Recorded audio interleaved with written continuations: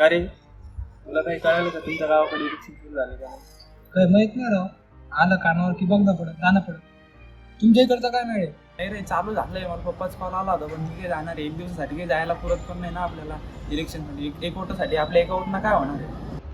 अरे जायला पाहिजे. आपल्या वोटनं खूप काही फरक पडू शकतो. थांब थोडं वेळ. हॅलो, बोल ना.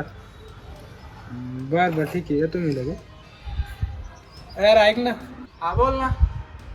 मी मित्रासोबत जाऊन येतो एकदा 5 मिनिटांमध्ये. ठीक आहे ठीक आहे, ये मग. कुठे गेला रे देव?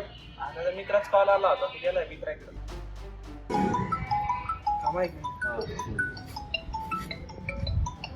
हॅलो, बोल ना. बरं ठीक आहे, येतो लगेच येतो.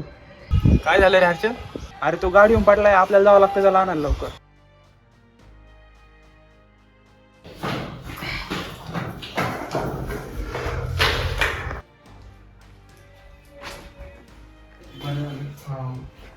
काय आत्ताच गेला होता कसं? अरे काय सांगू तुला, तर आपल्या इकडचे रस्त्याची हालत तर माहिती कसे रस्ते झालेले आहे सगळे. हो रावले, रस्ते खराब झाले. कोणी चांगले पण कारण नाही ते.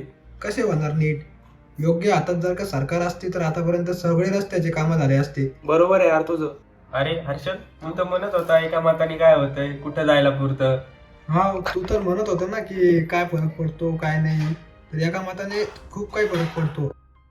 तुझ्यासारखा विचार करणाऱ्या सगळ्या लोकांनी जर का मत दिलं आणि ते एका चांगल्या माणसाला मत गेलं तर खूप काही बदल घडून येऊ शकतो.